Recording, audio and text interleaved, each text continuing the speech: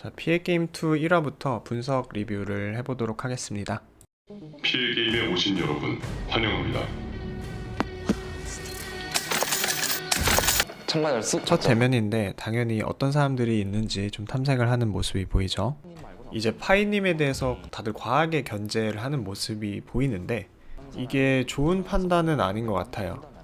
이게 다들 서로에 대한 정보가 많이 없다 보니까 당연히 이제 다른 컨텐츠에서 봤던 행동들을 좀 기준으로 생각할 수밖에 없는데, 옳고 그름을 떠나서 좀 객관적으로 이런 서바이벌 프로그램에서 파이라는 플레이어가 그렇게 위협적인 존재냐 하면 그렇진 않거든요. 어쨌든 처음부터 이런 스탠스를 정해놓고 플레이를 하게 되면 결국 중요한 순간에 플레이어들에 대한 판단에 오류가 생길 수 있기 때문에 그런 부분에 대해서는 어느 정도 열어놓고 플레이를 하는 게 도움이 되지 않을까 생각합니다. 이제 룰 설명을 하고 자물쇠 풀기를 하는데 저라면 이 문제를 풀기 전에 이 포박을 그냥 풀어볼 수는 없을지 한번 시도를 해봤을 것 같아요. 이 자물쇠가 걸려있지만 결국에는 밧줄을 풀어야 된단 말이에요. 이 밧줄은 폐쇄된 구조가 아니라서 결국 매듭을 풀면 풀리게 돼 있어요. 이 의자에 밧줄이 어떻게 묶여있는지 좀 파악을 하고 매듭을 풀었다면 한 명 정도는 그냥 자물쇠를 풀지 않고 탈출을 할 수도 있지 않았을까 하는 생각이 들죠. 덱스님이 있었다면 아마 그렇게 했을 수도 있지 않았을까.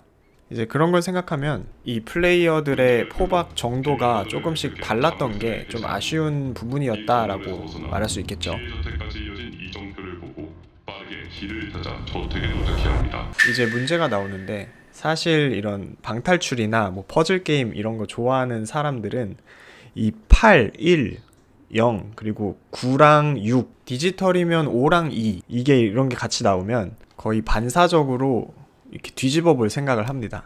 이 멘사 회원이라는 거는 기본적으로 머리가 좋은 건 당연하고 이런 퍼즐 게임을 정말 좋아하는 사람들이에요.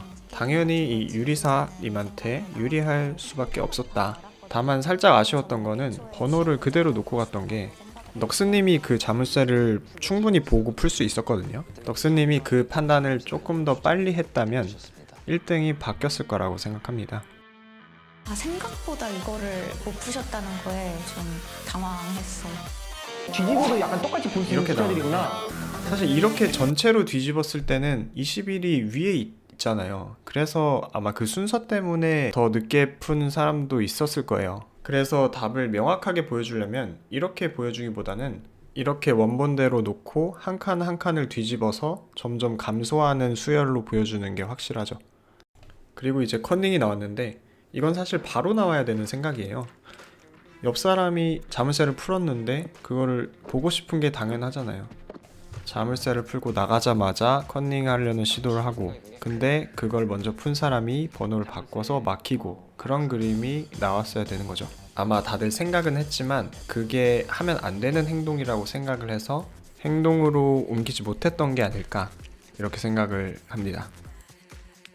그리고 이 밧줄을 빨리 푸는 것도 되게 다양한 능력이 필요하기 때문에 이것도 순위에 많은 영향을 미쳤다고 할 수 있죠. 이제 파이님이 탈락 후보가 돼서 윤비님과 후지 미나님을 지목했는데, 이게 정답이 있는 건 아니지만 저라면 하승진님과 박지민님을 지목했을 것 같아요.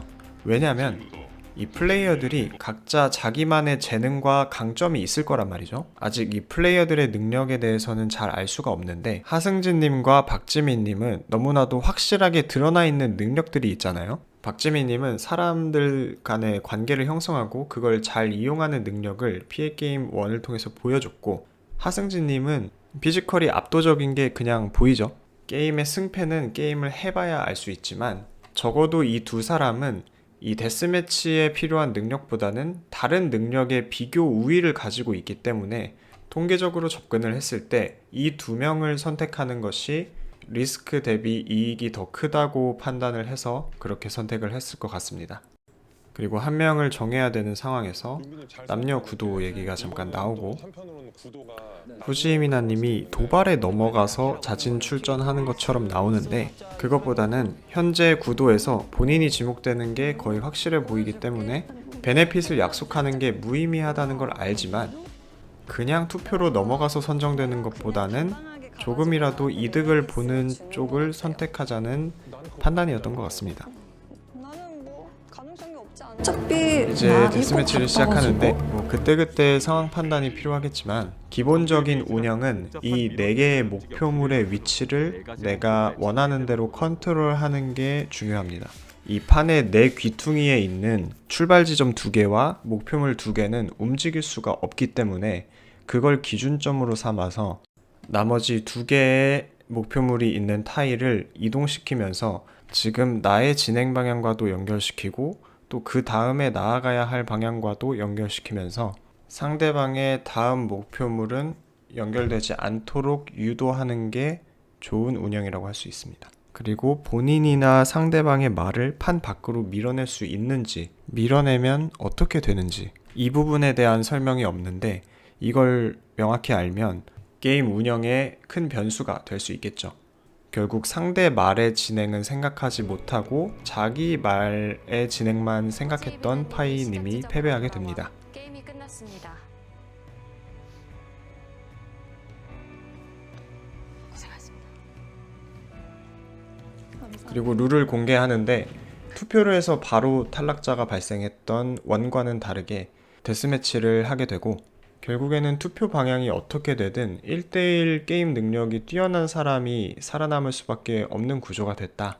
그리고 원 때와는 다르게 본인의 연봉 급간에 따라서 개인 자금을 지급하기 때문에 이 사람의 직업이나 공개되어 있는 다른 정보들을 통해서 개인 자금을 어느 정도 유추할 수 있다는 게 중요한 고려 요소가 되겠죠.